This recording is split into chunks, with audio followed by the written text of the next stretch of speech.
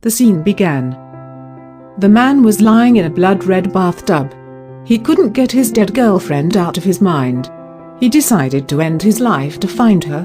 But just as he was quietly waiting to leave, the phone suddenly rang. It was his sister Maggie, whom he hadn't spoken to in years, calling. She said, "Can you pick up my daughter from school? I'm in some trouble."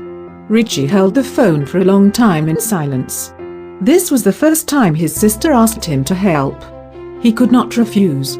Consider it was a good thing to do before he died. He washed off the blood stains on his body and bandaged the wound. He came to the school gate and waited.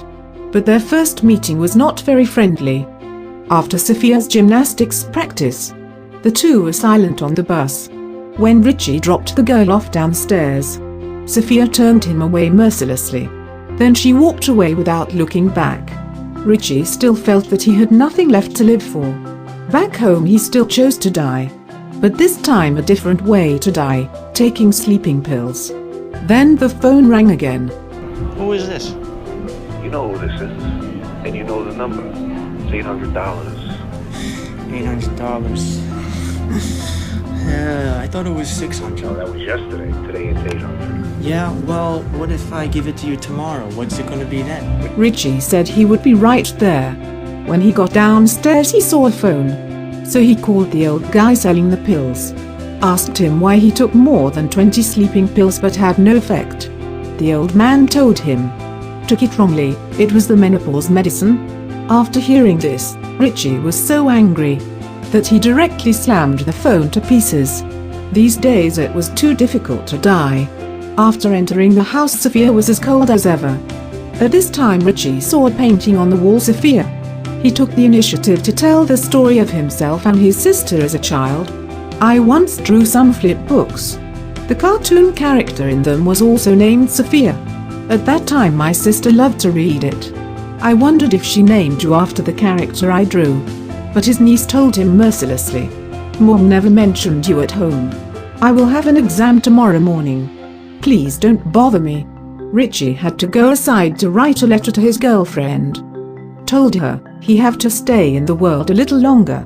Shortly afterwards Maggie called. The two siblings quarreled again over old trivialities. What Richie couldn't stand was that her own niece never gave him a good look. After the argument, Maggie said she was in trouble.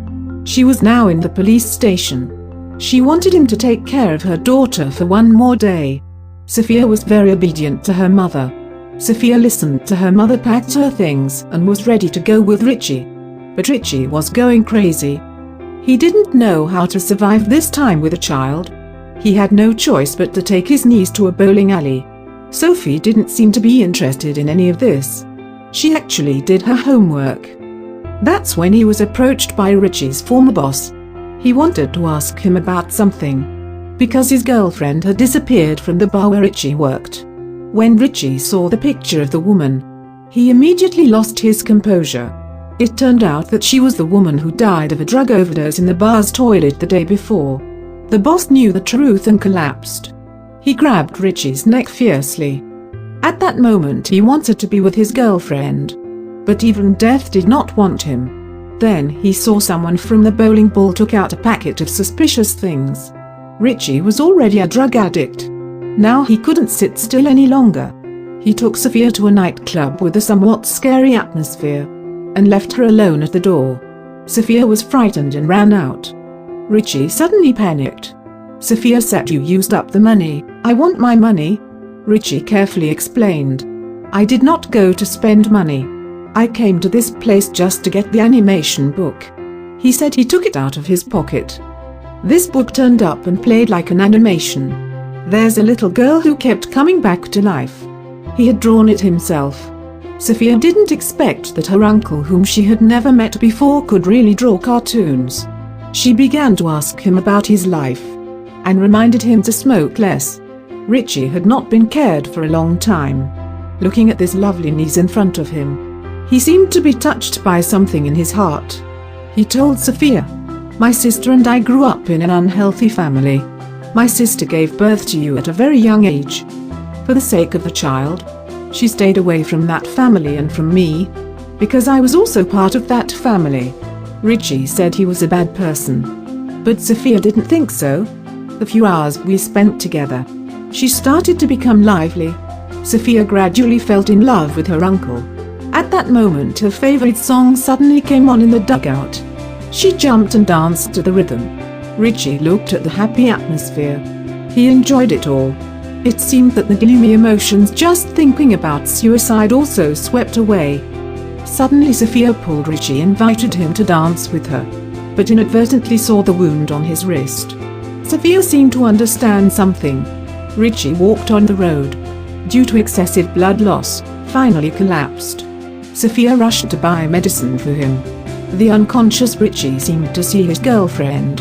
He went over and quietly took her hand. He wished that time could stop forever at this moment. Suddenly a stabbing pain interrupted his dream. It turned out to be Sophia who was dressing his wound. He wanted to go to the hospital, but Richie did not want to go. This incident had caused a great psychological shadow to Sophia, so her character became withdrawn and cold.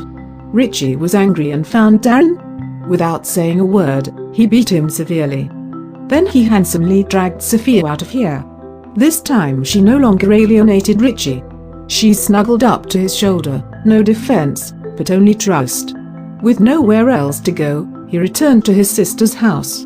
In her sleep Sophia murmured, "I peeked at your love letter to your girlfriend. But you left out a few words.